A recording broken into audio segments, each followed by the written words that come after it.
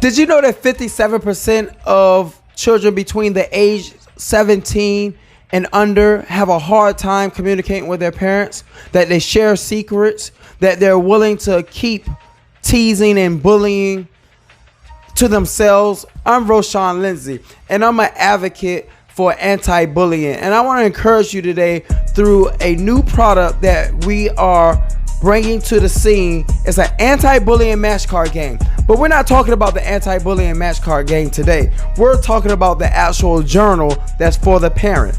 That's right. When you purchase an anti-bullying match card game, inside the box, there's a journal just for the parent.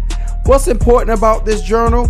Well, when a parent has the opportunity to write down some things, to journal, it gives them the reflection of what they discussed. It gives them a visual into the world of their child, a sneak preview or a peek of understanding what a child goes through. Those who are able to purchase the anti-bullying match card game, a journal will be already provided for you guys.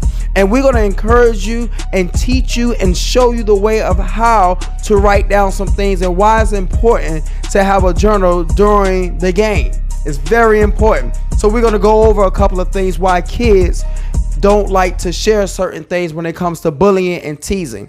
The first thing we're going to talk about is tattling. Tattling. Kids don't want to be seen as a snitch.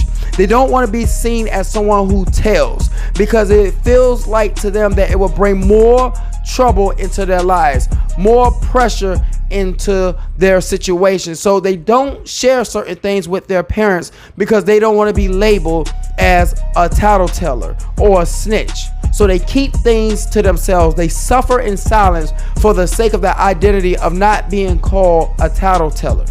All right. The next one is interference. A child doesn't want a parent to interfere into the situation. They believe that it will cause more shame, more guilt. It will cause more trouble for them in the situation when the parent is not around. So they don't want the parent to interfere.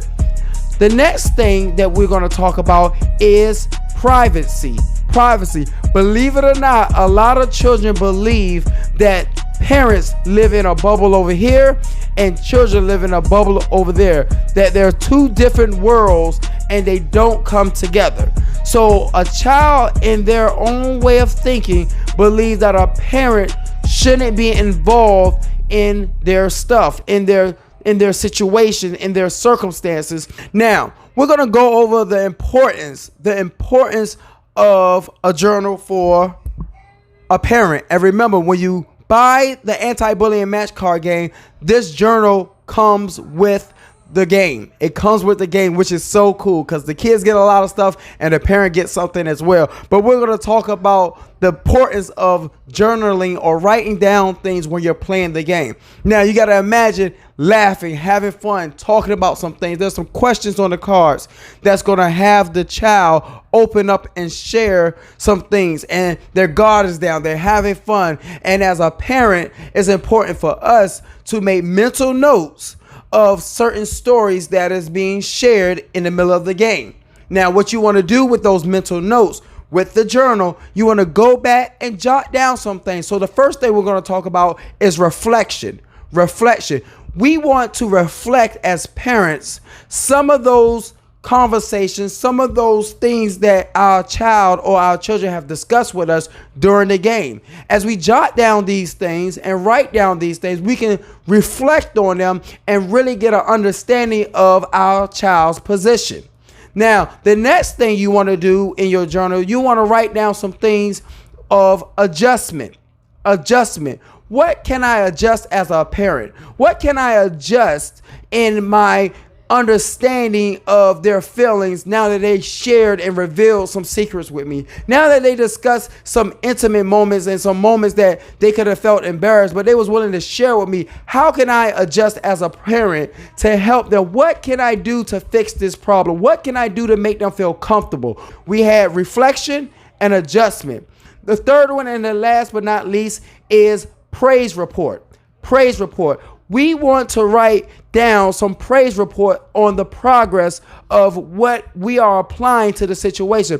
I tried this with my child. I spent some time with my child and they revealed this to me. I went down to the school and I shared some things and some concerns. And in my documentation, the praise report that I have for this week is that it looks a little bit better. My child seems a little bit more confident. That kid is not picking with my child anymore. So you want to write down some praise reports. You want to write down the progress of things that are taking place. Most important when it comes to the reflection, if we can go back to the R, you want to document names, dates, and times of any stories that your child may reveal to you. For example, Chucky picked on Becky 2 weeks ago at 3:30 in Mrs. Stronemeyer's class, something like that. So you want to document those things. So now that you have an identifier for that child that's picking on your kid, and if it happens again, you're willing to take the proper measures in going to the school and discussing it now that you have documented this is happening over and over again. And once it happens over and over again, this is called bullying. This is Roshan Lindsay. I'm glad that you tuned into this video, and I want to encourage you all to get you a anti-bullying match card game. And for the parents, I have something special for you. You have a journal inside where you can reflect, you can adjust, and you can write the praise reports, the progress of how you're applying certain things, how you're spending more time with your child, how you are hearing certain things that you never heard before. Get yourself a game today. Peace.